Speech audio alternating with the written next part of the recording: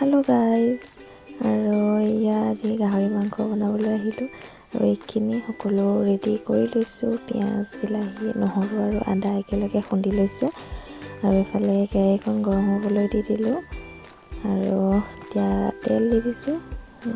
অলপ তেল দিছোঁ কাৰণ গাহৰি মাংসৰ পৰা তেল ওলাবই। তেওঁ আনকালে এনেকৈ গাহৰি মাংসত তেল নিদিয়াকৈ বনাওঁ, আজি অকণমান তেল দি দিছোঁ আৰু এইফালে কেৰাহী গৰম হৈ গ'ল। এতিয়া দি দিলোঁ পিঁয়াজ আৰু এতিয়া পিঁয়াজখিনি অকণমান ৰঙচুৱা হোৱালৈকে ভাজি উঠি তাতে নহৰু আৰু আদা যিখিনি খুন্দি থৈছোঁ সেইখিনি এড কৰি দিম আৰু চাই থাকক ভিডিঅ'টো।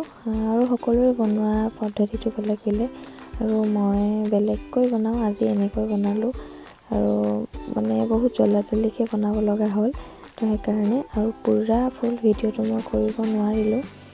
তো তাকে যিকণ পাৰিছোঁ সেইকাৰণে অলপকৈ তুলি ৰাখিলোঁ আৰু এয়া আপোনালোকৰ মাজত দিছোঁ। ভিডিঅ'টো চাই কেনে পালে কমেণ্ট কৰিবলৈ নাপাহৰিব আৰু গাহৰি মাংস কাৰ ফেভৰেট সেয়া কমেণ্ট কৰি জনাব। সেইফালে এইখিনি ভাজি খোৱা হৈ গ'ল। এতিয়া মাংসখিনি দি দিলোঁ। এতিয়া মাংসখিনি ভাজি ল'ম অলপ টাইম ভালকৈ। ভাজি লোৱাৰ পাছত বাকী মছলাখিনি এড কৰি দেন চাই থাকক।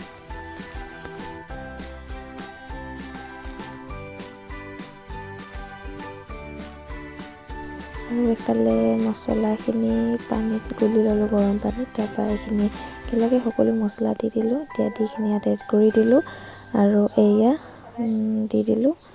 তো পূৰা এইখিনি মিহলাই ল'ম ধুনীয়াকৈ।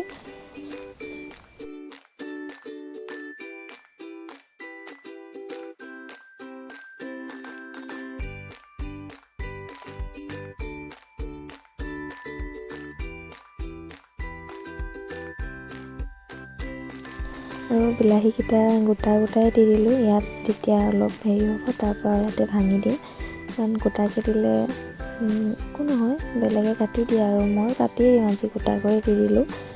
তো এয়া আৰু কালাৰটো লাহে লাহে আহিছে আৰু চাই থাকক।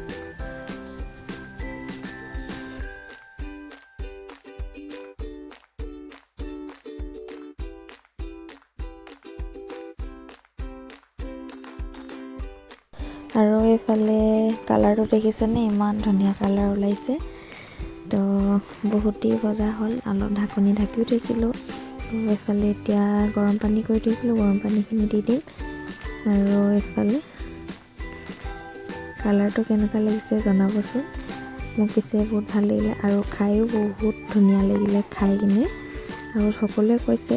আৰু পানী দিলোঁ কাৰণ গ্ৰেভি কৰিম, কাৰণ আমাৰ পোৱালিকেইটা আছে। আৰু এইফালে ভাত লৈ ল'লোঁ, ৰেডি হৈ গ'ল। দেন আজিলৈ খাই লওঁ, বাই বাই।